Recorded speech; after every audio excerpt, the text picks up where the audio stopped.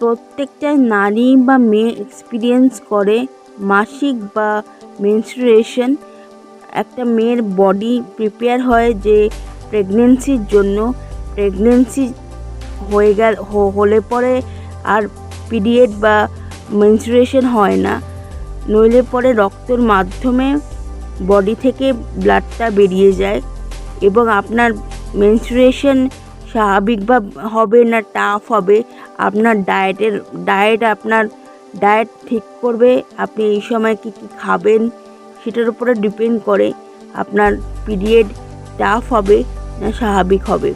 তো এই সময় কী কী খাওয়া উচিত আমাদের একটা মেয়ের, কী কী আমরা দেখে নেব। বেশি করে আমাদের জল খেতে হবে এবং ফল খেতে হবে এবং শাকসবজি বেশি করে খেতে হবে এবং আমন্ড, আখরোট এগুলো